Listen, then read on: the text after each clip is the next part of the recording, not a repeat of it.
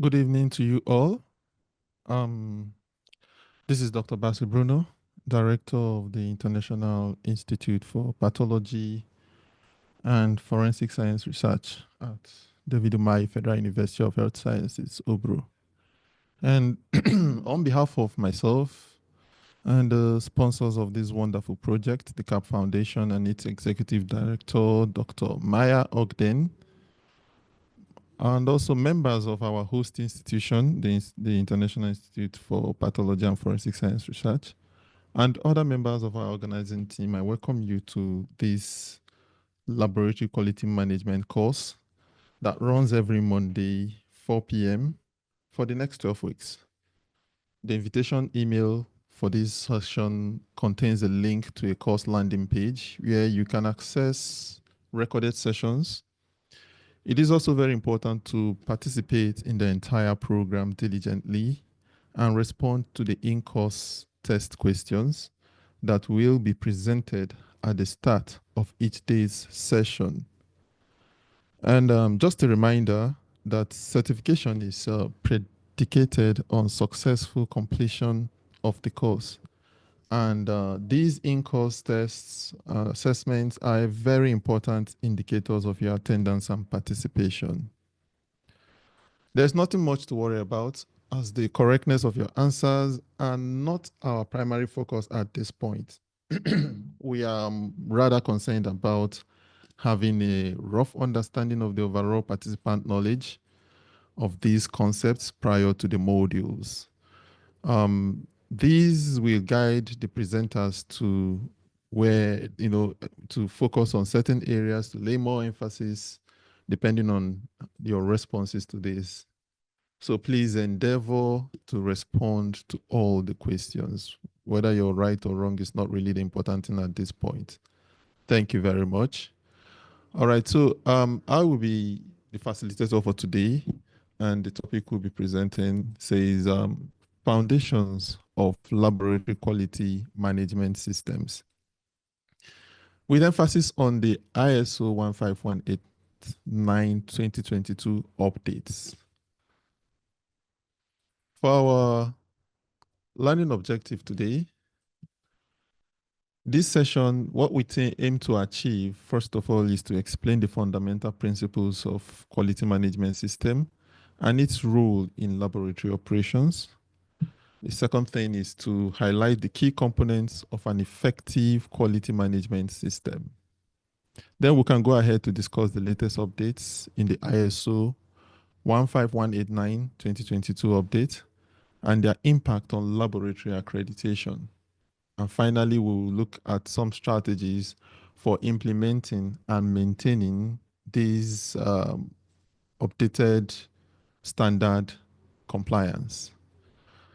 Now, the next thing we would want to do is to take a quick assessment of your understanding. Here we'll probably be taking a poll. I don't know, the technical area, they would probably project this as a poll so that you can respond to that. Is that something we can do right away? Okay, so we can see the first question there. It says, which of the following is a core principle of laboratory quality management system? Okay, no audio. There's a chat in the group that says no audio, please. Hello, Victor, can you check that out? Somebody pasted in the chat group that there is no audio. Your audio is fine. I can hear you. Okay. All right. Thank you very much. I think I should continue.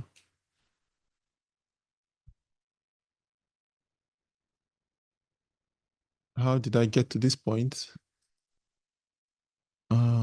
Screen sharing. Is that it? Yes. Then share. Can you help me get back to my presentation? Okay. All right, I'm there now. So do we have the polls? Okay. So maybe after this particular session, we're going to send it to your email so that we can get your responses. So the first one says, which of the following is the core principle of laboratory quality management? Emphasis on cost reduction, standardization of procedures, uh, standardization of, sorry, excuse me there. Okay, thank you. Standardization of procedures to ensure consistency, reliance solely on external quality assessment, and D, elimination of all documentation requirements. So we can get a response to that. Maybe you should put in the chat group if you wish to. That will be okay. The second says a significant update in the ISO 1518-2022 is A, prioritization of customer opinions and requests. B, separation of ISO 1589 from the regulatory standards like CLSI. C, exclusion of POCT from laboratory quality management. And D, stronger emphasis on risk-based thinking. Now we have to bear these things in mind because in the course of this presentation, we'll get to find out the answers to all these questions. And the third one says effective leadership in laboratory quality management involves A, delegating all quality responsibility to a single quality officer to prevent confusion. B, prioritizing regulatory compliance over staff engagement. C, actively promoting a culture of quality and continuous improvement. And D, relying on periodic external audit as the main basis for quality assessment. All right, so we'll go into this quality management system. It's a coordinated set of policies, procedures, and practices implemented in a laboratory to ensure consistent quality and accuracy in its operation. As a matter of fact, it involves planning, or rather, let's say systematic planning, control, monitoring of all activities within the laboratory to comply with some regulatory requirements. Okay, in not only not only complying with regulatory requirements, it's also important that you maintain reliability of results and also to enhance customer satisfaction. So this is very key, and it's important that results generated from laboratories must be accurate, they must be reliable and timely. Now, one of the biggest benefits you get from a well-structured laboratory quality management system is the minimization of errors to the barest minimum. And sometimes when we talk about minimizing errors, it's a lot of people will find it difficult to put it into context. Sometimes when you have an error of 0.001, that is 1 in 1,000. Let's say a laboratory that releases results, let's say in a week, and you generate about 1,000 results, out of which one contains an error. Now, one might think, looking at this, okay, 1 in 1,000 is not so bad. At least the success rate is overwhelming. But when you begin to put into consideration the implications, the possible consequence of such an erroneous outcome, then you realize the need for laboratory quality management systems. Now let's take an example and using let's consider one of all these busy airports around the world, okay? And in some of them you have up to 100 landings per day of planes, okay? I'm not talking about those that are taking off. Let's say those that are landing at the airport. You have over 100 in one day. And if you are to put that together, in 1 week, you should be having about 1,000 of these landings. Now, imagine if one out of the 1,000 landing in a week, in every week, there's one out of 1,000 mishap, such that in an attempt to land, the pilot crashes the aircraft. So, well, is that supposed to be a big deal after all? 999 landed safely and you just have one crash. So it means that airport records say one crash per week. That is a disastrous outcome for them. Now, the question we want to ask is how were they able to achieve such level of perfection that we don't get to hear of? There are thousands of landings and taking off, and then we don't hear of any mishaps over a period of months, years, and so on. Why is it so? What have they done correctly? They've implemented a system that helps them to minimize error, and there are various checklists they have to consider. They have to check the quality of the aircraft, the runways, the expertise of the pilots, and the rest of them. And they keep making sure that they improve every aspect of their work in order to maintain the expected outcome. Now, this is the light in which we are supposed to be looking at quality management system, not just a set of activities to be carried out, but think about patient outcomes. All right. What are the possible dangers of an erroneous result in the management of patients? Other aspects which are somewhat tied to minimizing errors include enhancing efficiency, and then it promotes compliance with standards. Poor laboratory quality can lead to misdiagnosis, inappropriate treatments, increased healthcare costs, and loss of patients' trust.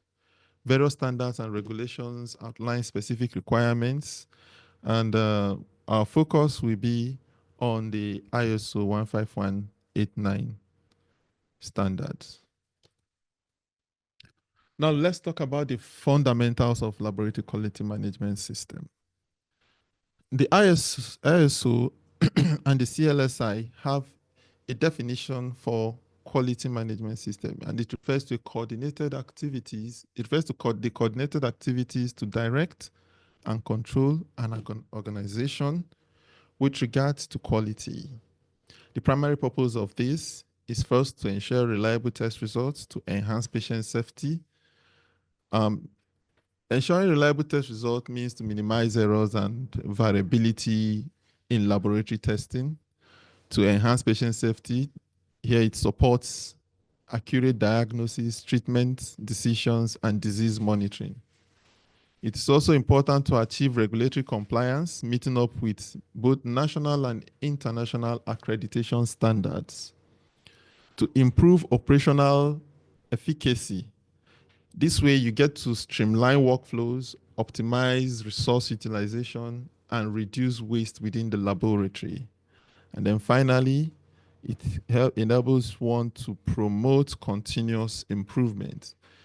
In this case, you get to identify errors, analyze root causes, and implement corrective actions. Laboratory quality management applies to all types of medical laboratory, including the clinical laboratory, the research laboratory, as well as the public health laboratories. So they are all within the context we are discussing today. Now, when we are looking at quality management system, there is the tendency for people to first think quality control, where you need to have control materials in every run. While that is a very important aspect of quality management, it does not holistically capture the events, okay? When we're talking about quality management, we are looking at it in the context of all operations of the laboratory, everything along the path of workflow. The laboratory quality management system supports three phases in the path of workflow. We are aware of the pre-analytical phase, the analytical, and the post-analytical phases. Now, there are many procedures and processes that are performed in the laboratory, and each of these must be carried out correctly in order to assure accuracy and reliability of testing. For example, a sample that is damaged or altered as a result of improper collection or transport cannot provide a reliable result, okay? A medical report that is delayed or lost or poorly written can negate all effort of performing the test well. In fact, imagine conducting a test and the test result is very accurate, everything is fine, but it takes a lot of time to get to the patient. And then by the time the result is getting to the ward where the patient is being managed, it's already too late and can no longer influence clinical decisions. And God help us, the patient is not even dead by then. So a result, no matter how accurate it is, if it doesn't come in timely, then it is not a good result. Now, one thing we need to understand with regards to these various phases of um, laboratory testing, pre-analytical, analytical, and post-analytical, is that an error in any part of this cycle can produce a poor laboratory result. Therefore, a method of detecting errors at each phase of testing is needed if quality is to be assured. Generally, these errors have been noted to be most prominent in the pre-analytical phase, which is one of the most often neglected aspects of laboratory testing, especially by professionals.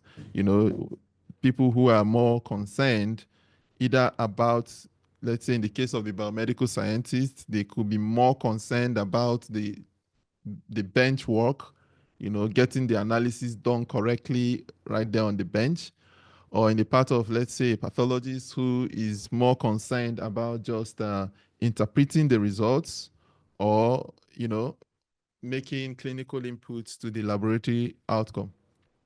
And then there's this part that could be left entirely to other people, sometimes including non-professionals.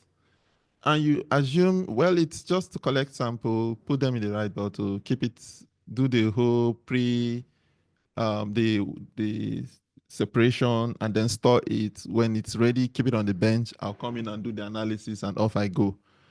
That is the most important part of the testing process, and it accounts for about 53 to 77%, a whooping 77% of errors in laboratory results. The analytical phase accounts for 3 to 23%, while the post-analytical phase 12 to 23%. So if we are to prioritize any aspect, it should be the pre-analytical. However, in quality management system, we do not prioritize one over the other. We are interested in carrying every single part of the laboratory operations along. Now, where does the laboratory stay when it comes, where is the place of the laboratory when it comes to healthcare? As a matter of fact, it has been described, the laboratories have been described as the hidden treasure of the healthcare system. And there are a few reasons why this is so. The first is the fact that 94% of objective data in medical record are provided by the laboratory. And when we talk about objective data, we're talking about data that is not subject to reporter's bias or patient bias. For example, if you're consulting with a patient and you're taking the clinical history, and the patient says that they've had fever for the past 3 days, and then as part of your history taking, you want to collect their dietary history, and they give you like a 24 hours recall or 48 hours dietary recall. Now, the information you've collected is subject to the recall bias of that patient. However, when samples are being collected for analysis, irrespective of the opinions of the patient, we obtain or we get an objective result on the status or the state of the patient's health. So if we are to pull together all the objective medical data in the medical records of our hospitals, what I'm saying today is the chances are high that 94% of these data are from laboratory investigations. Also, 60 to 70% of lab results have significant influence on clinical decisions and have frequently directed the course of patient management. So this goes more to emphasize on the critical role the laboratory plays in the hospital system. 37% are part of practice guidelines. You know, sometimes maybe you want to, for as criteria for diagnosis of a particular condition, you have situations whereby you'll be expected to meet certain laboratory records, certain laboratory findings. For instance, you cannot diagnose a particular, maybe a certain cancer without having evidence, histological evidence of the presence of that cancer. It could sometimes the diagnostic criteria might require that you do a biopsy and do a histochemistry in order to be able to make that diagnosis. So in 37% of cases, the laboratory results form a key part of practice guidelines. Then 23% define different diseases. So you see that in the growing number of companion diagnostics. Now let's look at this model here, the quality system model. It's one that a lot of us must be familiar with at this point. This model here, the aim of this model is to assure accuracy and reliability throughout the path of workflow. Depends on good management of all of these essentials. We have a list of about 12 of them: organization, personnel, equipment, purchasing and inventory, process control, information management, up down to facilities and safety. And one thing you would notice is that they are all connected. They are all connected. So it is not as if you can focus on organization without, attending to personnel. They are all intertwined. The moment you are trying to fix one, you need the others to make sure it's going well, right? You cannot, you need somebody to designate a personnel to a particular bench. You need the equipment to be working optimally in order for that personnel who is well trained and effective in the discharge of their duty to yield appropriate results. So they are all intertwined. You don't do them one after the other. As much as possible, you pick up certain processes and effect all that is possible as far as these quality system essentials are concerned. The quality model consists of 12 quality essentials, which are coordinated activities forming the foundation for quality management. This system is developed by the CLSI and it aligns fully with the ISO standards for laboratory quality improvement. So what we are going to do, we are going to briefly look at each of them briefly, because this is just an overview we are going to have. In the subsequent presentations, we are not going to be taking them in this manner. We'll rather have a list of topics which may have been sent to your emails that address critical aspects of laboratory operations, which we aim to attend to, we aim to address in this educational phase of the project. That way, we hope that your operations, your processes, your activities within your respective laboratories are going to be made a lot much better than they currently are. So the first is organization. It's good to know that a strong organization structure supports quality policy implementation. Sometimes it is not enough to have the knowledge. It is not enough to know what needs to be done. You also need the hierarchy of the laboratory and in most cases the hospital as well to be key into your initiative, your plan to improve quality output. All right. So it's very, very important. Management commitment is crucial to the success of every quality management attempt. And also there is need for continuous monitoring, which ensures effective implementation.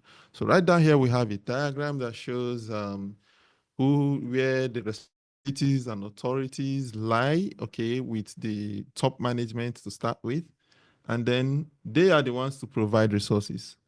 As a matter of fact, to attain quality, it could require resources. In the long run, it could be a heavy investment. In the short run, investment in quality could be heavy, but in the long run, it saves the laboratory of so much wastage, so much expenditure, so much time, and all that. and they are responsible for communicating the policies that guides the laboratory. The next is personnel. And this is one of the most important aspects of the quality system essentials.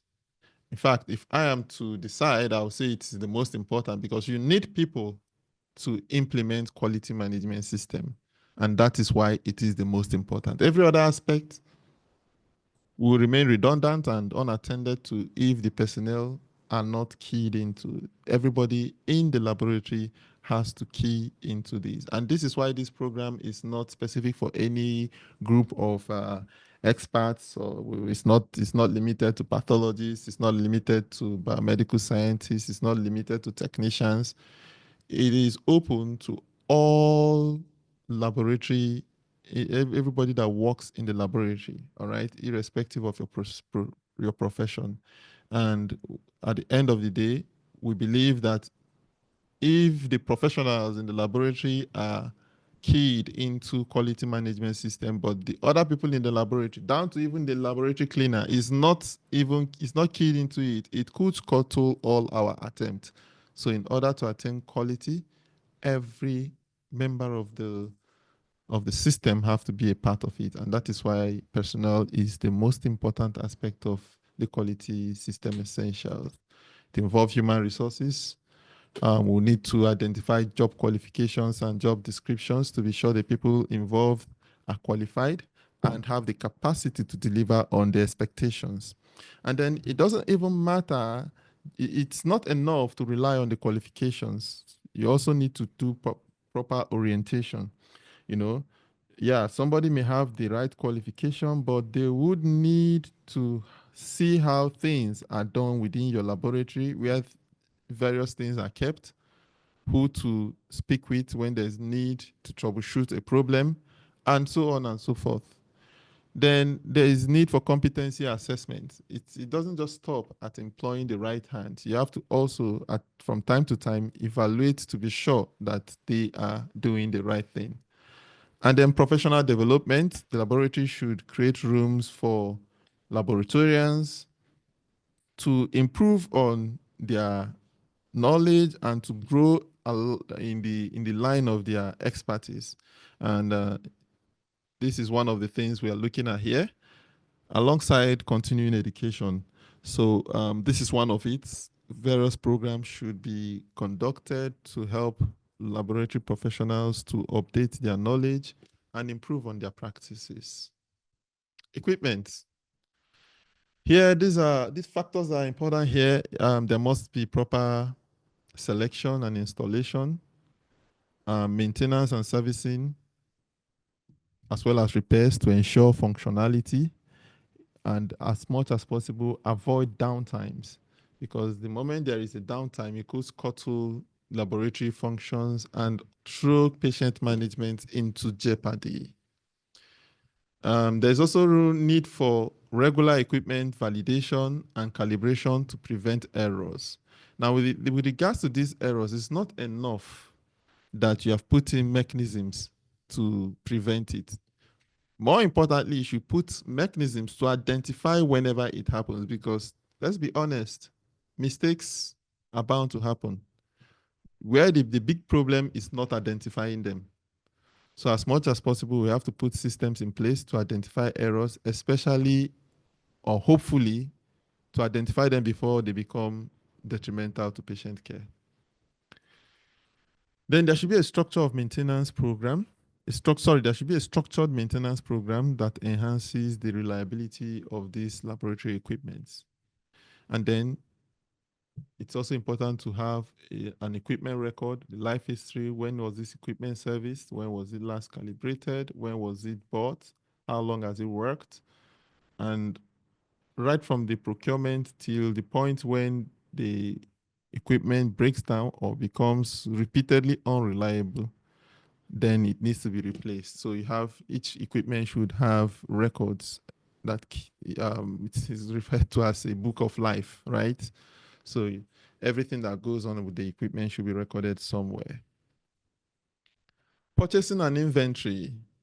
Now, the laboratory cannot continue to work effectively if they cannot ensure that the supplies are steady, both consumables, equipment, and so on and so forth. So this ensures the availability of high quality reagents and supplies. It's also important to specify the vendor qualification criteria. You identify critical services and look out for them to make sure that there are some services you don't want for any reason to be unavailable. So those are critical services that you must look out for. Then proper storage maintenance, integrity and reliability. The laboratory store should be kept intact with the right ambience, the right temperature, depending on the storage expectation for each reagent and other consumables. Then there should be an inventory management, which is very important. As a matter of fact, it should be also be automated, so that whenever you have a critical item going below a threshold, you have a notification that this particular item is remaining just two, and then you reorder before it runs out. Then cost-effective management prevents wastages and shortages. Because if you don't have this system in place, there are times when people have a particular reagent lying somewhere within the store, and then the analyst comes into the lab and can't find the reagent, goes into the store, checks where he knows best, and it's not there. And suddenly, there's no reagent. He raises an alarm. First of all, the work is supposed to be done is not done for that day. And then subsequently, they procure new ones, while the other batch hiding somewhere else expires and is being discarded. So it helps to a proper inventory, keeping a proper inventory helps to avoid such wastages and shortages. The next is process control, which is the one we're a lot more familiar with. It ensures accuracy and reliability of the test results, prevents errors through structured quality practices, and it involves quality control, sample management, method validation, and verification. So both materials that are used in the laboratory as well as the methods for analysis needs regular verification from time to time to be sure we are well within what is expected.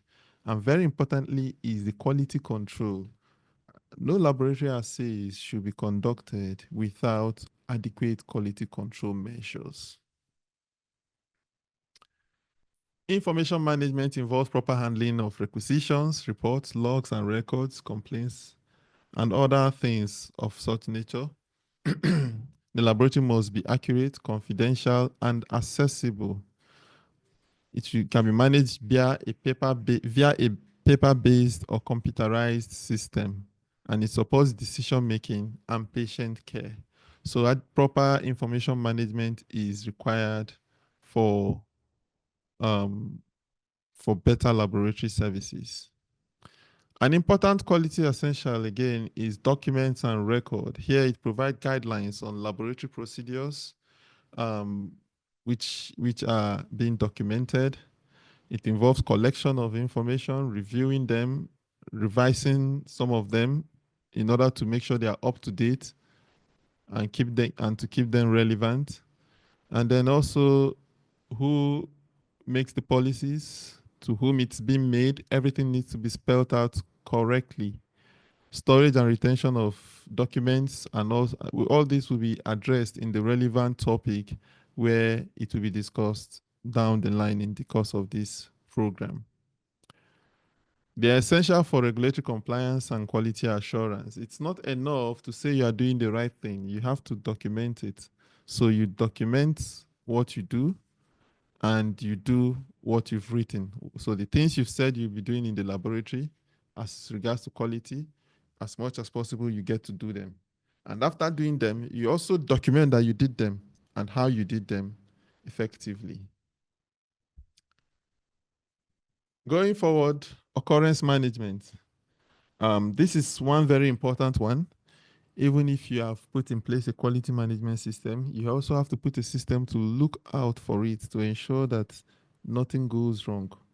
An occurrence refers to any abnormality that is being found, any form of non-conformity. So if the laboratory processes, procedures, and practices are conforming to the standard, then you are free of occurrences. But then non-conformity comes in when there is such occurrences. The aim of looking out for these occurrences is to prevent them from reoccurring. Okay, so it involves complaints, mistakes and problems, proper documentation of occurrences, root cause analysis, and then actions taken with regards to them. Could be immediate action, corrective actions, or preventive actions. And finally, it promotes continuous learning and improvement. We have assessments, which is a very key aspect of the current project we are running that is being sponsored by the CAP Foundation. It is a scheme aimed at improving laboratory quality management in participating laboratories. And we are going to be running an EQA program with the laboratories involved. We have about 4 laboratories that have demonstrated interest, and we'll be working with them in the course of this project. The assessment helps to evaluate the laboratory performance against specified benchmarks. It identifies areas for improvement and compliance gaps. It can be within the laboratory, in which case it is said to be internal assessment. You can look out for the quality indicators, you carry out a laboratory audit program and review the audit outcome. Alternatively, additionally, there is an external assessment which involves proficiency testing, usually using an EQA program or EQA scheme, inspections, as well as accreditations. Process improvement. So everything is geared towards continuously growing, continuous enhancement or improvement in laboratory operation. This is a conscious attempt to seek out opportunities for improvement. Even when it seems you are doing everything correctly, you want to still look out and see, is there any part that just might be coming short, and let's fix it. So it is not enough to say you are satisfied with what you're doing. You have to keep going on and on looking for possible areas that can be made better. And that is why we have this update, this 2022 update in the first place, because the quality system as specified by ISO 15189 was doing fine, but then there was need to improve. And then this need for continuous improvement was what led to the update on the program. We look forward to more updates, because at the end of the day, these updates just make things a lot better. So it may include stakeholders' feedbacks. You may want to look out to what people have to say about the laboratory in order to know where to improve. During problem resolutions, the moment you are solving a problem, you are looking forward to make sure that you improve the system that allowed the problem to come in the first place. And then you identify risk, if anything that could, pose any form of risk, both to laboratory and to the patient and its customers, then it's important that it be addressed. And then finally, it involves corrective and preventive action. It uses structured tools for identifying and fixing inefficiencies and aims for higher accuracy and efficiency. We have customer service. Um, that one of the things we should do here is to identify who the customers of the laboratory are. And there's always this debate. Who is the primary customer of the laboratory? Is it the physician or the patient? Well, depending on which side of it you stand with, I think the primary or the most important customer of the laboratory are the physicians.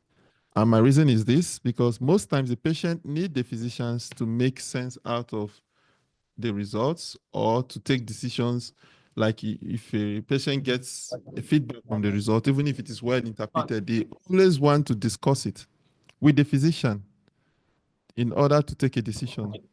So the physicians are, in my opinion, are one of the lead or the primary customers, while the patients in many cases are secondary customers of the laboratory. That's not to say that the patient cannot approach the laboratory directly for services, and it's not in any way to say that patients' opinions and patient complaints should not be addressed. Okay. Um, I think some of us may need to turn off our audio. Thank you very much. All right. Facilities and safety. This ensures security, containment, and worker safety, prevent risk of staff, visitors, risk to staff, to visitors, and other community. The facility is a proper arrangement of the facility is important. It helps you to manage transport of samples, ergonomic concerns. When we talk about ergonomic concerns, we're talking about maybe the positioning, the nature of the bench.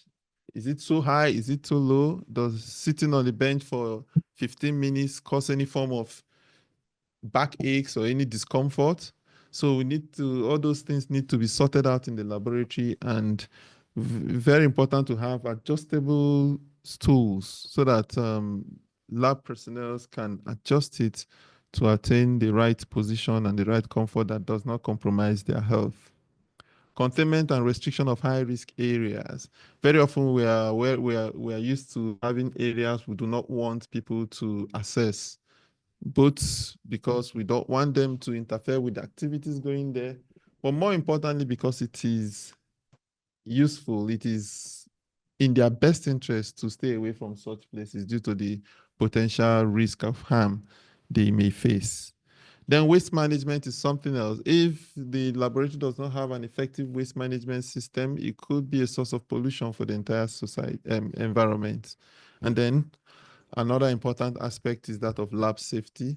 So in the course of our discussions, we are going to look at a couple of all these essentials. We'll go into details in line with the updates and upgrades that are currently available for each and every one of them. Summarily, these 12 quality essentials must be addressed for accurate, reliable, and timely laboratory results. Implementation order can vary based on local needs and resources. The point is, you just have to get going. You need to keep doing something about it, right?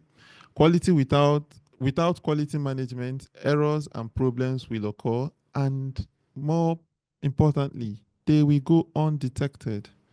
A strong system does not eliminate errors, but ensures early detection and prevention of recurrence.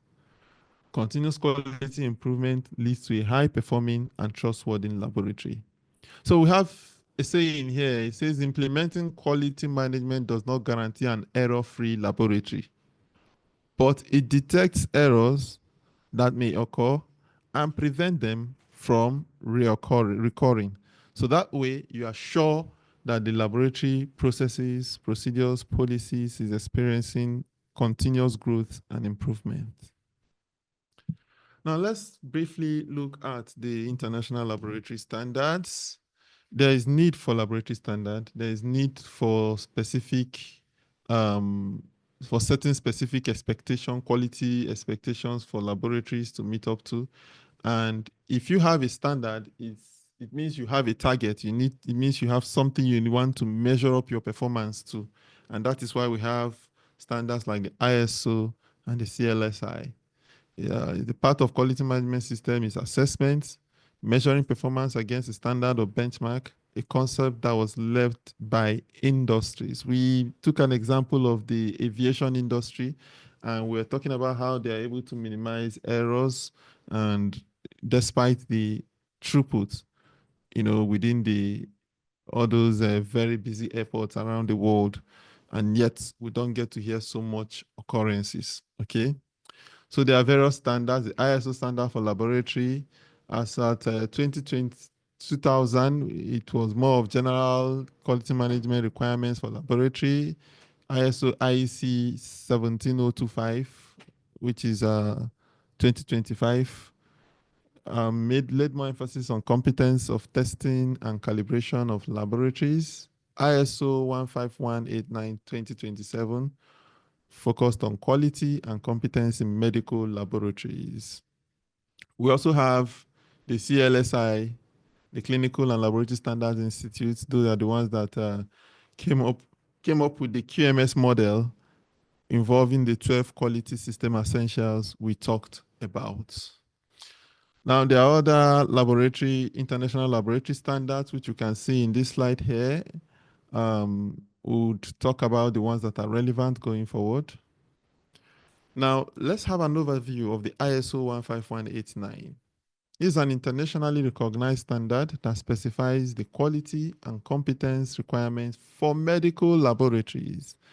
It provides a framework for establishing and maintaining quality management system in order to ensure that results are accurate, reliable, and timely. Now, it is very important complying with these requirements of the ISO 15189. It is very important for accreditation. So when you get an ISO 15189 accreditation, it is something that gives confidence to both the laboratory and its users that the results generated are of international standards. It enhances credibility, improves patient safety, and ensures compliance with national and international regulatory requirements. These ISO 15189 standards have undergone evolution. It has really improved from 2023 when it was first put forward for laboratory 2003. Sorry, not 2023, 2003. That was the first dedicated standard for medical laboratory quality and competence. It established the quality and technical requirements for laboratory accreditation. In 2027, there was an increased focus on competency assessment and customer service. Here, they introduced the structured staff training and patient-centered approaches. In 2012, there was a revised structure that better aligned with ISO IEC 17025. This emphasized risk management and quality improvement strategies. In 2026, there was an inclusion that the 2026 ISO 22870 2016 specified requirement for point of care testing. It provides a separate guidance for point of care testing and implementation and oversight. Now you have a situation whereby you have a system, a dedicated standard for laboratory operations, and yet another attempting to address point of care testing outside the laboratory setting. However, in 2022, the currently updated one fully integrated risk-based thinking, which are something drawn from earlier versions, point of care testing, digital transformation, and competence-based assessments. So all these previous standards, we are now integrated into the ISO 15189 2022. What's the significance? Well, it expands application beyond medical laboratories to include diagnostic imaging, physiological sciences, respiratory therapy, and blood transfusion services. So it is no longer restricted to just medical laboratories, but have been expanded to other aspects of healthcare. It facilitates cooperation between the medical laboratories and other healthcare services. When you have the same standard, the same expectations from the radiology unit or the imaging unit, as well as you have from the laboratory, then there is a higher chance that there will be better cooperation between these areas or these diagnostic services. It also strengthens risk management and patient-centered care. It aligns more closely with the previous versions. Now, the question we want to ask here is, why the ISO 15189-2022. Why is it important? Why do we need these updates? Well, generally, the 2022 revision introduces major updates that reflect advances in laboratory medicine. You know, there's been a lot of advancements in laboratory, in generally in a lot of technological advancements, and the laboratory cannot be seen, you know, lagging behind.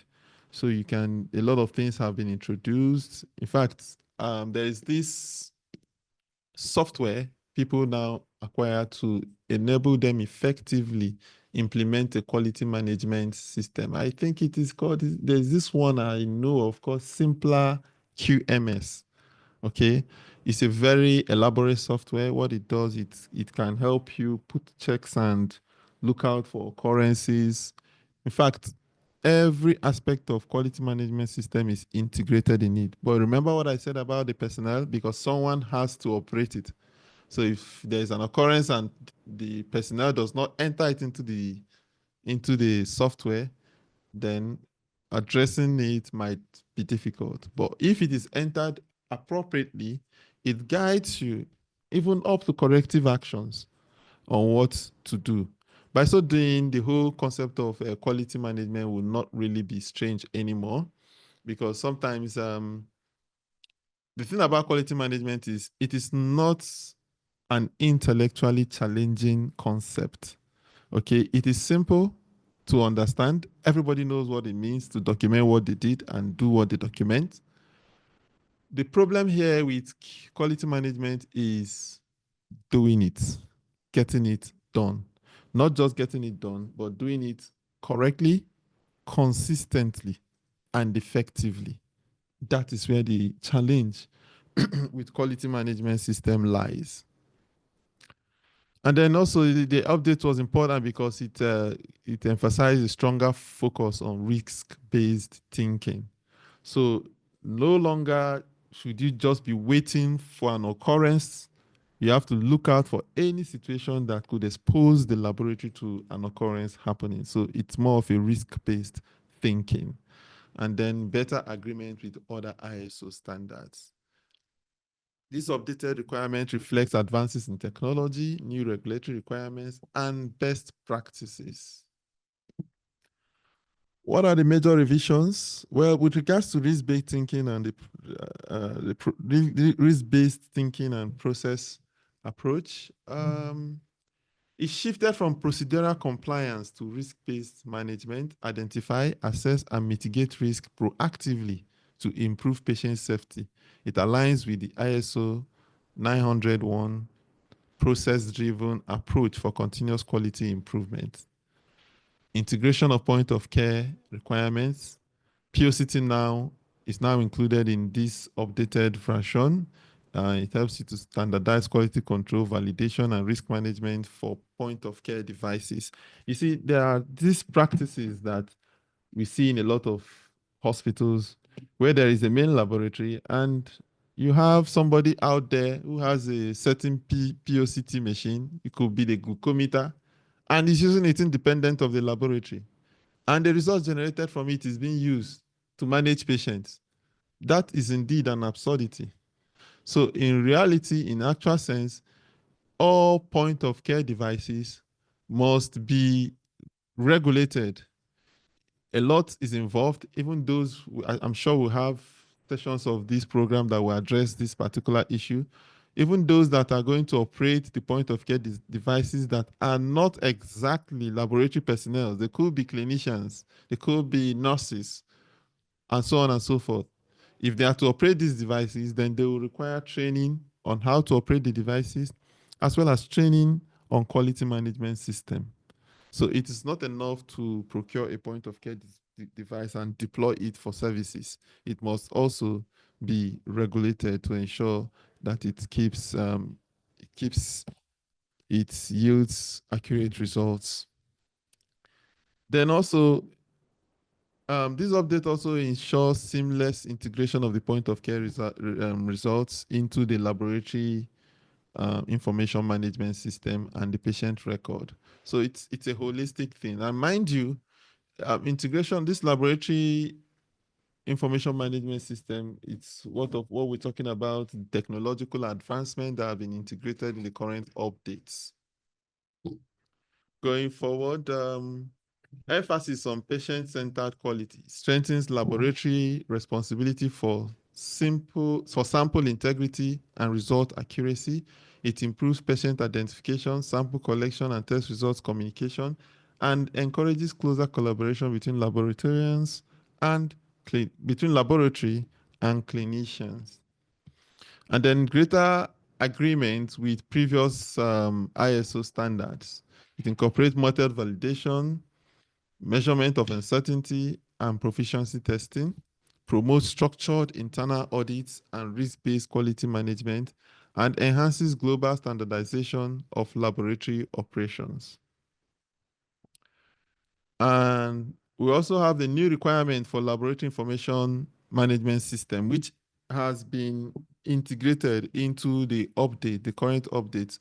All laboratories, as much as possible, should endeavor to have a laboratory information management system. This is one of the requirements for the updated ISO 15918-2022. It introduces strict guidelines for data security, traceability, and interoperability. It strengthens cybersecurity measures to protect patient data and encourages automated tracking of samples and result integration with hospital electronic health records. So by using an LMIS, the delays that frequently occurs with laboratory testing, where the patient brings the result maybe on a Monday, by Wednesday the test is done. Sorry, by Monday evening the test is done. Maybe for some reason, one reason or the other, the patient doesn't come to the laboratory, and then it's been attended to, move to the dispatch unit, and before you know what is happening, is getting to the patient maybe on Thursday, even when a critical decision might have been taken. But using a laboratory information system, the moment the test is done and keyed into the log, it is being made accessible to the clinician so that they can take immediate action on what they want, what they intend to do. So this makes it a new, the efficiency and the rapidity of dissemination of information with use of the laboratory information management system is one thing that makes it a key part of this major revision. Changes in personnel and competence assessment expands competency assessment beyond initial qualification, moves towards practical skill validation, and continuous professional development. Laboratories must document ongoing training and re-evaluation for compliance. Now, having seen these updates and these basic quality management essentials and the associated update, the next thing we want to ask is, what are the steps for implementing the laboratory quality management system and the ISO 15189-2022 compliance? Here would require a systematic approach to address all aspects of laboratory operations, ensuring accuracy, efficiency, and regulatory compliance. Successful compliance requires a structured and phased approach. So the first thing we want to do is to divide it into 3 phases. First is to prepare, second is to implement, and third is to make sure it survives, sustainability, all right? So let's look at the preparation. The first thing you want to do is to conduct a gap analysis. You look at your current situation. If you don't have a laboratory quality management system in place, then it means that the gap is wide. So you have to start from there, okay? And when doing that, you need to also identify areas that may require improvement, areas that the additional developments. In fact, if you are going to establish a quality management system from the scratch, then you should be using the updated one so that it's just the checklist will guide you through the process. Alternatively, if you are going to update your quality management system, which is one of the things we are assuming here, is that first of all, you need to prepare. All right, you need to prepare, conduct a gap analysis, update the quality policies and documentation. Then you go ahead to train and build capacity. In other words, the people that are going to man or execute these quality initiatives must be fully trained and prepared to do so. So you educate staff on risk-based thinking, point of care integration, and laboratory information management system compliance. Now, it is funny that in 2025, you could still see people who cannot operate a computer system. So when we have such situations in such people in critical places, it behoves on the laboratory to carry out a competency training to ensure that they learn all they need in order to deliver effectively on their jobs. The second phase is that of the implementation. So you integrate the risk-based thinking, establish preventive measures that will be aimed at minimizing laboratory errors. Then you upgrade the laboratory information management system. If you don't have it, you put it in place. If you do have it, you upgrade it to ensure that it is more secure for data management. Interoperability, meaning it can be accessible and usable both within the laboratory and in connection with the hospital health records, as well as cyber security to protect confidential information of patients and other laboratory processes. Then you strengthen process control, strengthen process control and POCT compliance. You validate test method, ensure traceability, and enforce competency checks for those who will be operating the point of care devices. Obviously, those are the point of care. Then finally, sustainability. It is not enough to identify the problem. It's not enough to take measures to fix it. It is also important to ensure that it's working fine. So you conduct regular internal audits. You carry out continuous quality improvements where you get to use performance data, feedback, do a root cause analysis for ongoing enhancements. Okay. Then you engage with accreditation and external assessment. You participate in proficiency testing and maintain certification readiness. So these are things you need to do in order to implement the updated ISO 15189 2022 system. Now, this is a very important aspect with regards to quality management, training, and capacity building for compliance, because we are talking largely here about complying with standards, okay? And if we're talking about complying with standards, there will be need to train people on those standards you want them to comply with. So the question here is, who needs training? Well, laboratory directors, quality management, technical staff, auditors, virtually everybody in the laboratory would require training, all right? So what to cover?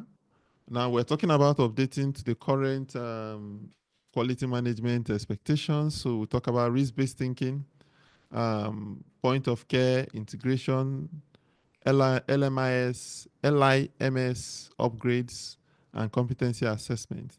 Now, it's important to understand this risk-based thinking. Like I said earlier, with this, when you have a risk-based thinking, you don't wait for an error to occur so that you can fix it and prevent recurrence. You rather look out for procedures that create risk for an error to occur, and then you try to fix those procedures before any of those error, before an occurrence. All right.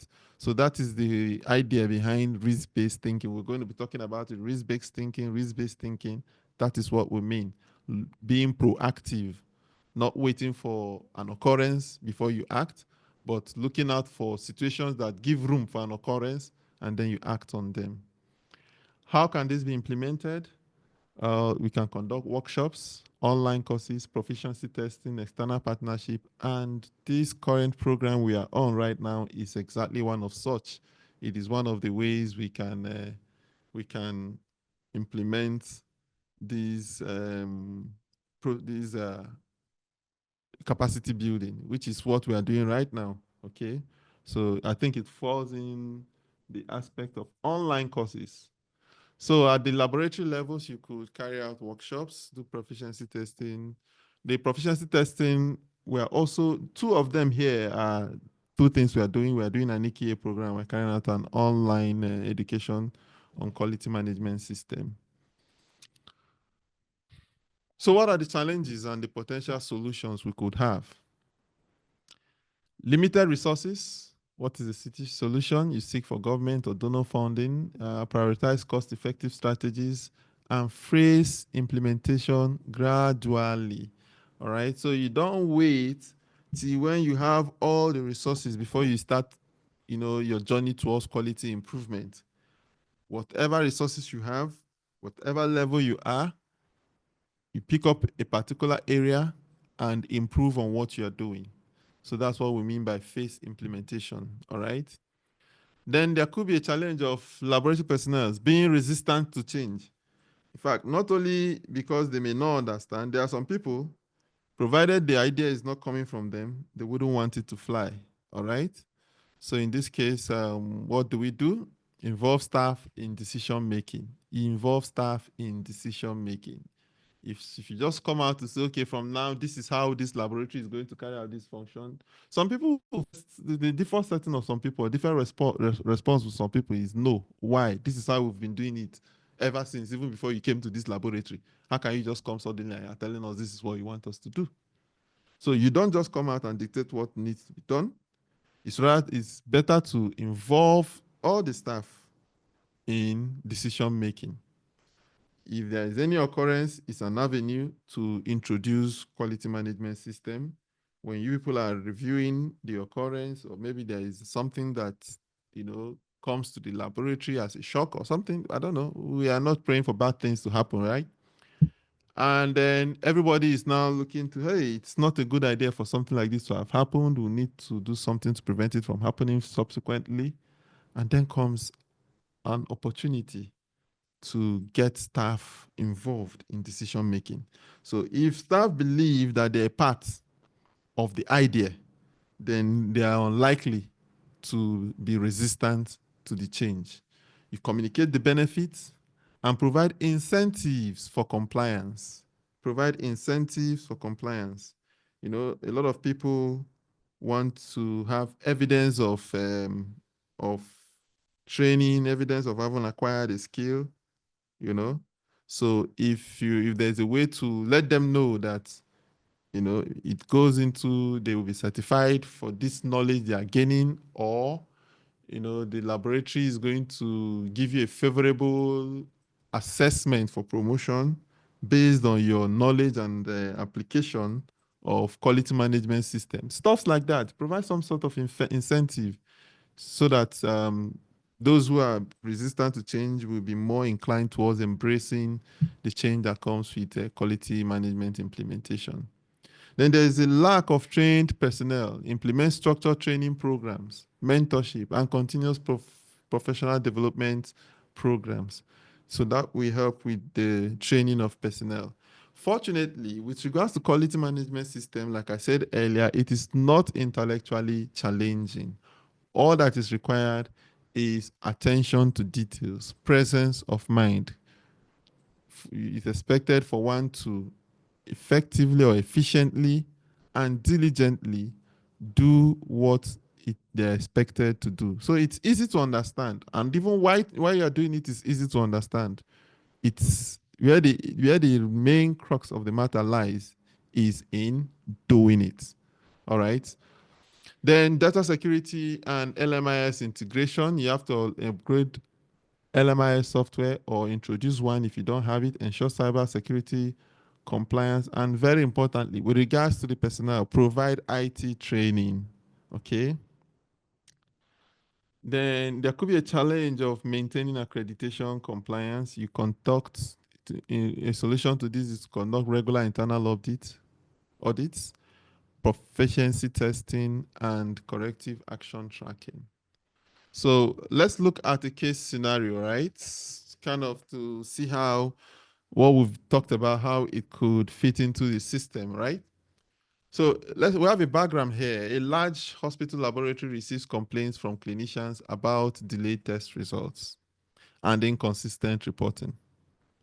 A recent internal audit reveals frequent transcription errors, uncalibrated equipment, and missing SOP for point of care testing. On further investigation, pre-analytical issues identified, from the background is mislabeled samples and long processing times. Analytical challenges included equipment maintenance delays and expired reagents, post-analytical challenges or gaps, poor result documentation, and lack of clinician laboratory communication. All right, between the laboratory and the clinician, there is poor communication. And then there is non-compliance to ISO standards. There is no risk-based quality management or competency. Because if there is, the multiple issues that have been complained about, delayed test results, inconsistent reporting, frequent transcription errors, uncalibrated, all these things are major risk for errors in the laboratory. So what are the questions? First, what immediate corrective action should the laboratory take? I need you to chew on this, ask yourself, think about it. Given these findings, mislabeled samples, long processing times, analytical challenges, post-analytical challenges, and the non-compliance. So what immediate corrective actions should the laboratory take? Second, how can risk-based thinking and process improvement prevent for future issues? The third, how should point-of-care testing be properly integrated into laboratory quality systems? And finally, what training and competency measures would ensure compliance with ISO 15189-2022? So we'll leave some time for participants to respond to these questions. Is there anybody that wants to tell us something? Is there anybody out there that wants to, you can turn on your, Mr. Victor, please, you can give them the opportunity to talk if there's anybody that wants to contribute to this, to respond to any of these questions. Anybody? I'm going to leave 1 minute. If there's anybody, if there's anybody that wants to chip in something, after which we would proceed to the answers. But first of all, I would like us to have an idea. Is there anybody that would want to say something about this? Let's take the first one. What immediate corrective action should the laboratory take? This is the problem, and we're asking what immediate corrective action can be taken. Good evening. Good evening, you're welcome. Okay, my name is Scientist Lillian. Okay, you're welcome, Cecilia. You want to tell us the immediate? Lillian. Okay. So Okay, coming Lillian. to the first question. Okay. Talking about what the laboratory should do, right? Yes, immediate corrective actions that the laboratory should take. Okay, with regards to the pre-analytical errors, right? Exactly, yes. Okay. Something like that actually happened to me in the past. Okay. I collected a sample. I mean, someone else did actually. I was working on it, so my technician did. And then when they collected and I worked on it, I gave out the results. I know I followed the corrective SOPs, correct ones. But when I gave out the results, the patient complained that no, it was actually a blood group. The patient told me that he knows that he is a type B, and I was giving a type A. Okay. So the thing happened that the patient came with a cousin and a father. I worked on 3 persons. So the sample was mislabeled.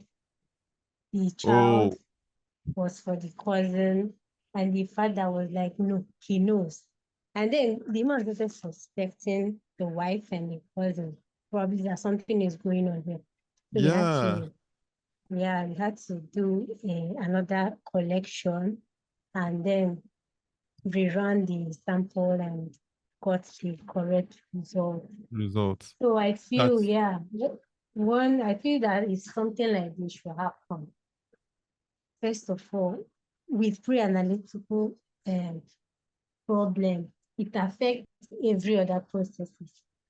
Absolutely. Is it the personnel should be trained on how to manage patients, even when there are more than one at that moment, how to manage them and attend to them independently.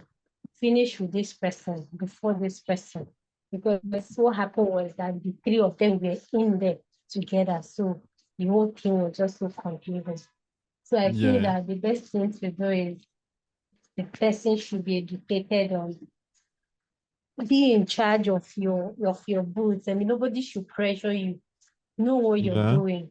Attend to them one after the other, so that you know that yes, you beat your chest and know that you did this very well. And once you're done with one, you can put it Move to the away other. so that you can start another one. Yeah, you put it away Yeah, to you can put it prevent to the other mix-ups, side right? to prevent mix-up.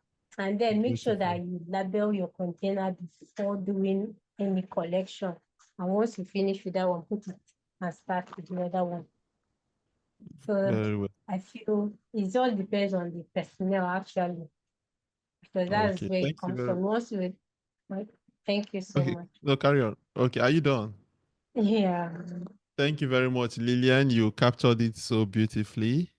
Okay, Mm. so the second question says, how can risk-based thinking and process improvement prevent further issues? Is there anybody that want to talk about this?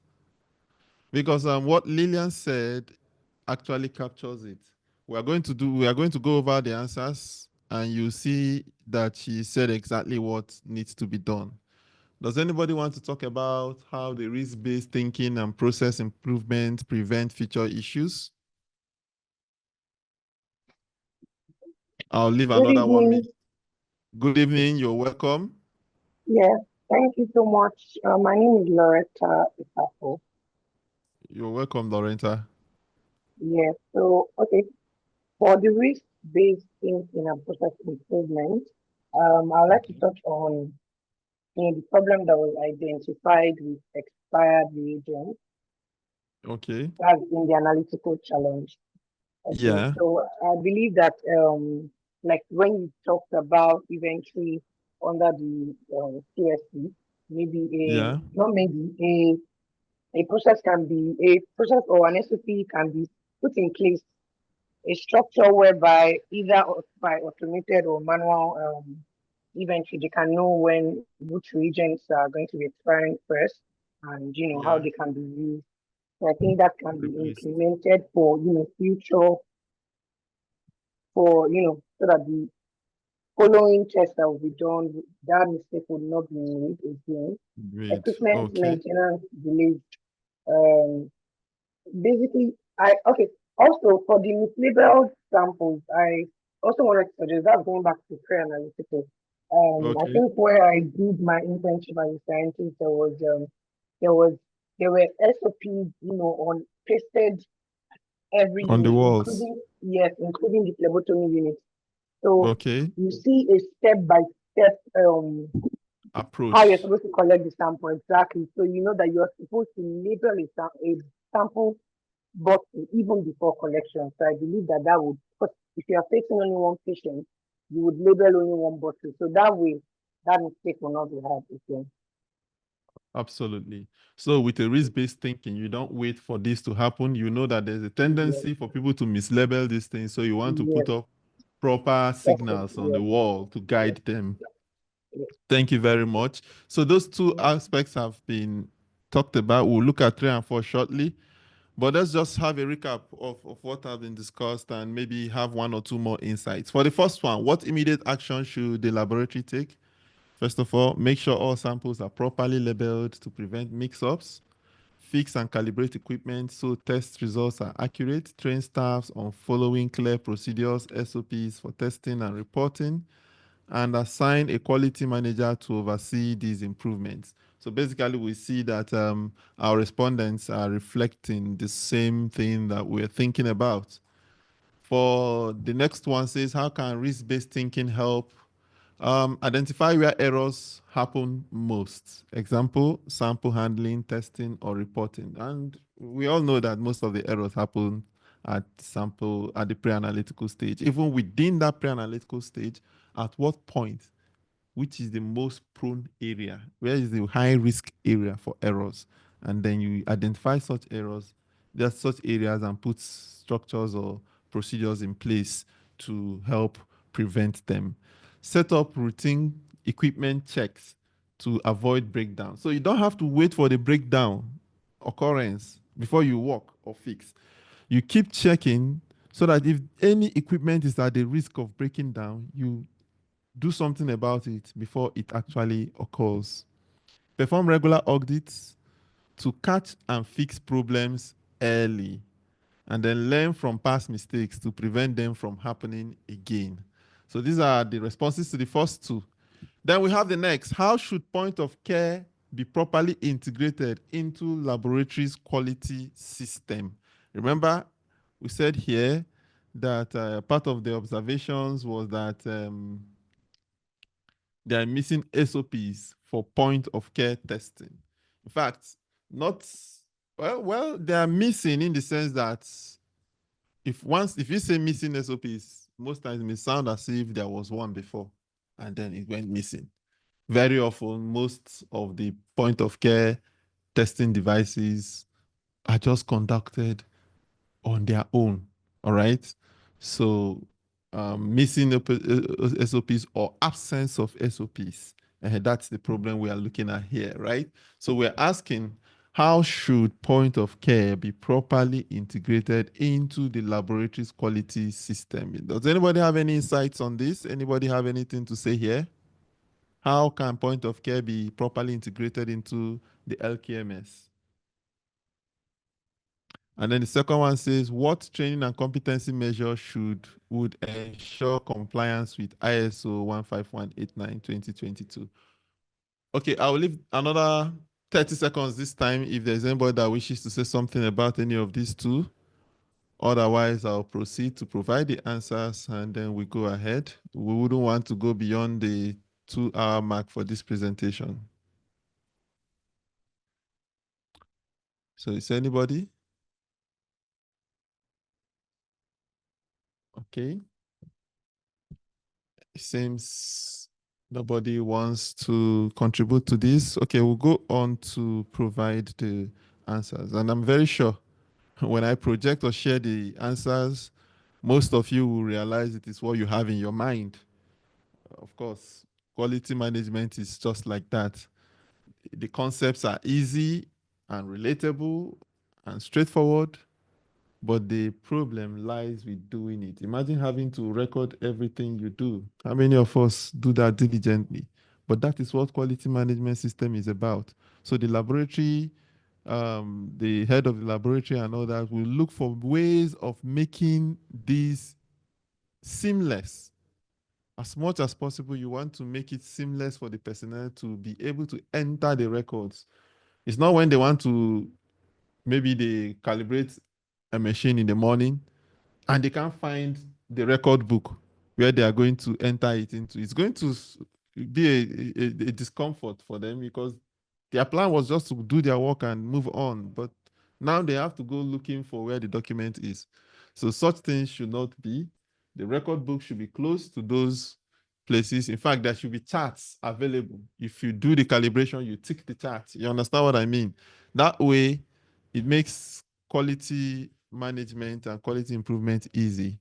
So the questions we're asking is, how should POC2 be properly integrated into the laboratory quality system? And what training and competency measures would ensure compliance with ISO 15189-2022? So here we have the answers. How should point of care be properly managed? Train staff to use point of care devices correctly and interpret results properly. The staff in question, not just laboratory staff, but those that are at the point of care. All right. Could be the nurses, could be the doctors, and also on and so forth. They would require training for the use of those devices. Ensure POCT results are recorded and linked to the main system. The main system is the one we're talking about, where the main laboratory system, the LMIS system, must the point of care devices and the results therefrom must be connected to the LMIS. Regularly check point of care devices for accuracy. You do this like you do with every normal equipment, okay? Then the other one, the fourth question says, what training is needed for compliance? First of all, you teach staff why quality management matters and how it affects patient care. You provide hands-on training on risk management, proper documentation, and point of care use. Have ongoing assessments to ensure staff keep up with the best practices. And finally, you conduct practice audits to prepare for accreditation checks. So what we've just done is we've just reviewed a case scenario on how these concepts we've discussed today play out in the laboratory setting. For a recap, there are a few things we need to take. All right. First of all, laboratory quality management system ensures accuracy and compliance. It ensures that the results are reliable for patient safety and accreditation. The ISO 15189-2022 key updates includes risk-based approach, point of care integration, and patient-centered quality. These are the things we focused on in this presentation.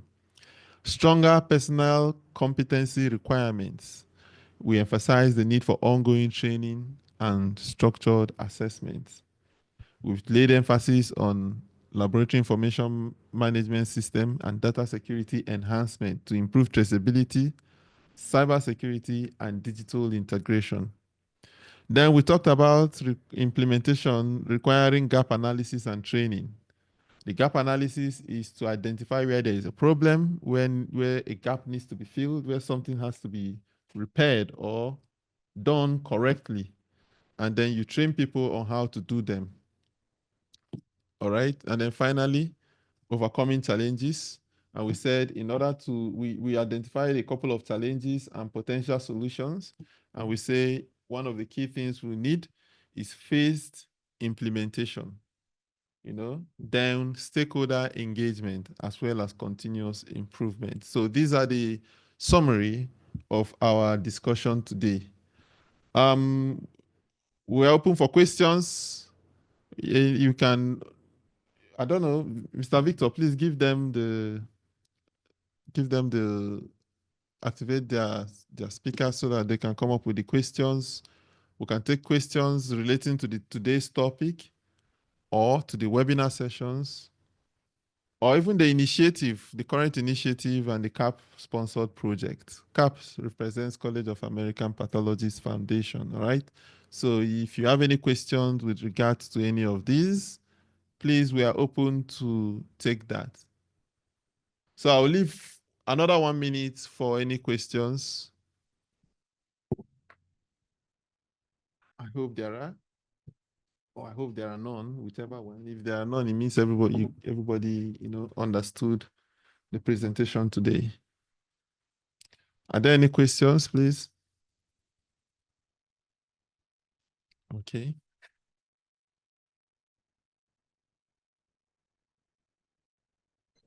All right. Please go ahead. Somebody wants to say something? Hello? Yeah, I have a question. Hello? Okay, please. Yeah, I can hear you. Okay. It's still Lillian here. Okay.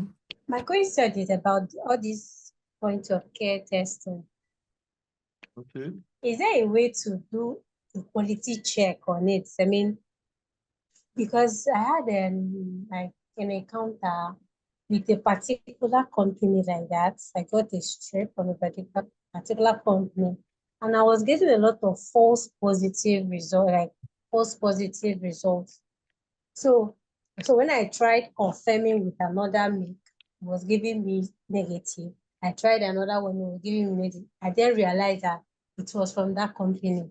So if I didn't have other ones to use and check and confirm my results, how would I have known that this particular company is quality assessed and that I Okay. can actually trust the product and the result is giving me? Is there a way to do a quality control for that particular point of care? Okay. All right. Thank you very much, Lillian. Yes, the answer to your question is yes. And that is where it's important. Whenever you procure a new device, the one thing you want to do is to first, you check if there is any manufacturer, claims that have been provided. Not only that, you look at the claims, what it has been stated to do, its accuracy limits, its error and all that, the margins of error and all those details that has been admitted by the manufacturer. You have to look at all that from the inserts or the manuals that comes with it. Then more importantly is what we refer to as verification. All right. You don't just get a device and deploy it for patient use. No, you have to verify it against standards, right? So the barest minimum that can be done is to ensure that it is comparable with the laboratory results that you have. All right. But the ideal thing is to ensure traceability to establish standards. How well does it perform with respect to established standards? It could be ISO, it could be a reference method. All right. If you understand what I mean. So you want to first do the analysis. For instance, let's say it's a glucometer, right? And you're getting values. There is a coefficient of variation that is expected for glucose checks, all right? And then you have a test either to match from a reference method or even at the very least, remember I said the barest minimum is the routine method in the laboratory, right? The glucose oxidase, for instance. So you want to see what you are getting from the device, how comparable is it to what you're getting from the main laboratory? And you remember, the testing for the main laboratory is quality controlled, right? And also that of the POCT is also quality controlled, right? But then that of the laboratory, you've established earlier that it is accurate, right?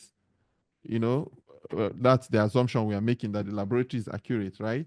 And then you now need to to compare the findings you get from that particular device with that of the laboratory testing. Now, if it is a situation whereby you don't have access to the ideal laboratory test method and all you have is the point of care test, then you need to go and find where to make your assessment in order to get a comparable, what to compare it to, because you don't just use the point of care test results, especially when patient care is involved. All right, it's a very risky thing to do.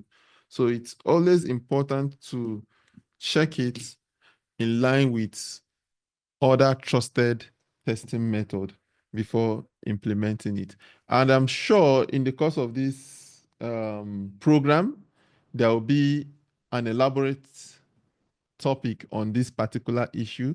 So I will encourage you to keep on participating the rest of the topics. And when this issue of validation and verification will be discussed, you will get to a detailed response to it. So thank you very much. I hope I did somehow contribute to the solutions for you. I'm not, all right? I hope so. Yes, sir. Yes, sir. Okay, hopefully in the subsequent presentations, there will be a deeper dive. And we have some experts that would, teach us more on these topics. Is there any other question, please? Yes, I can hear you. Please go ahead. Okay, thank you very much. This is Dr. No Emmanuel Mba. You're welcome. Thank you, sir. The presentation has been so good, especially the answer to the question. Okay. My own challenge is still in the area of point of care. A situation where an institution does not have any regulatory mechanism for the deployment of point of care. And you notice that point of care devices are procured in different departments and deployed without any recourse to anybody. No, in fact, the clinical pathology or the laboratory will not know when and where these devices are procured. Okay.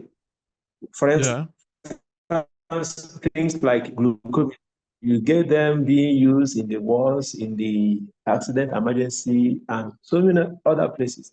So how would the laboratory, what is the best way to approach this situation? Because it has been a challenge. Okay, Yes, after all this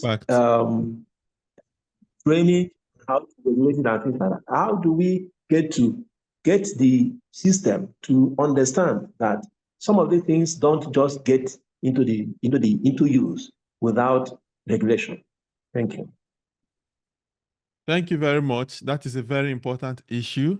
And if you do remember, there's a point where we talked about challenges that we face in implementing quality management system. And that we fall into, if you're following on the screen, where we talked about, where is it now? Limited train security. Okay, maybe we didn't specify on that exactly. But then what it boils down to is stakeholder engagement. All right.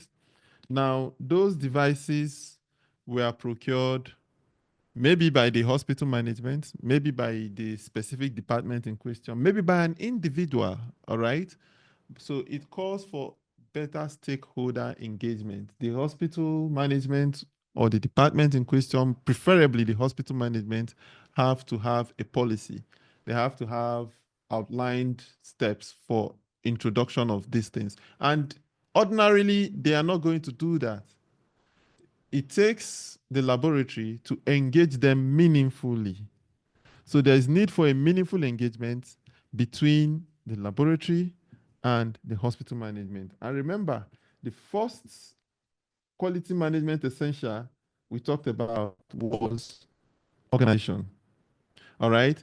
And very often it is not the laboratory personnel, it is not the laboratory professionals that provide the resources. It is often the hospital management, right? So because of that, it's very important that they are a key part of any quality related measures, of which introduction of point of care is quality related, although it seeks to compromise the quality, because if you introduce them without recourse to the experts, then there's no guarantee of the safety of patients when using such devices. So the solution to this will be to have a high-powered, meaningful engagement with the policymakers and decision at the point and reach a decision on what to be done. And then not only do we engage them and say, okay, no, you cannot do this. We need to come up with practical, timely interventions. Yes, this is necessary because of the urgency. There will be need to introduce a point of care device, but these are the modalities we have put in place or we want you to put in place to ensure their safe functioning. All right. So this is a matter that has to be dealt with at the level of stakeholder engagement, precisely engaging with management to have to have a policy on use of point of care testing, one which the laboratory is heavily involved in. I don't know if that gives any insight to your question, Dr. Ono. Hello, are you there? Yeah, sir. Yes, I can hear you. I think you've hit the nail on the head. Okay. Okay. I think you made a good point there in answering the question. Thank you. All right. Thank you very much, Dr. Ono. Do we have any other questions, please?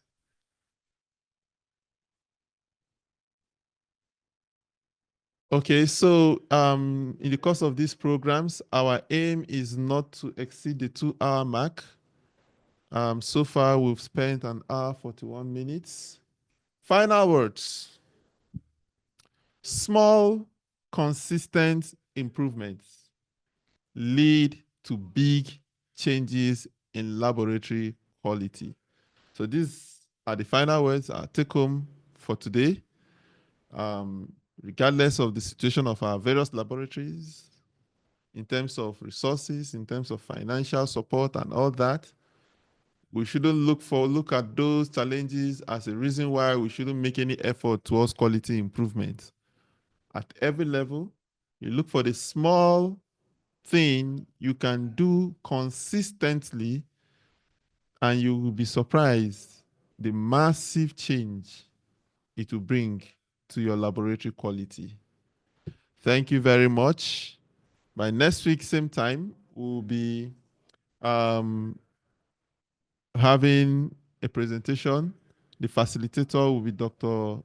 BK Maikenbata, and the topic will be best practices in sample management and pre-analytical quality control. We are going to look at some issues regarding essential protocols for sample collection, handling, and transport, strategies to minimize pre-analytical errors and maintain sample integrity. And very importantly, remember, the ISOI update involves use of advanced technology, integrating it into the laboratory processes. So with regards to the pre-analytical quality control, we are going to also look at digital tracking system and automation for improved sample management. With that, ladies and gentlemen, thank you for your time. We've come to the end of this program. If there are any information, we'll pass them to your emails. And for the in-course assessment, which we couldn't provide a poll, hopefully we'll send you some messages, an email containing a link for you to respond. We'll be glad to get your response. Thank you very much and have a nice day. Thank you very much, Basil, for that wonderful presentation. And thank you, everyone that has joined. It has been an interesting presentation, and we've learned a lot. Small minor things we overlook. Most times when we work in the lab, we have seen that they can contribute a lot in making us get results that are not reliable, that can affect patient outcome. So thank you very much as we continue in the next presentations. I hope next time, because I saw the reminder that was sent, but I was trying to remember there was no time and date attached to the reminder. So that was why I couldn't. By the time I kept searching and searching, I now joined late. So okay. For joining late today. Subsequently, we'll put time and date on that reminder so that people will know. Okay, thank you very much. Our technical crew, I'm sure they heard this and they will work on it. Subsequently, we'll have a better communication. Yeah, thank you. Thank you very much. I appreciate your contribution. All right, without much ado, we'll be ending the show now, the presentation now. Thank you, everybody, and have a nice day. Bye-bye. Thank you. Thank you so much.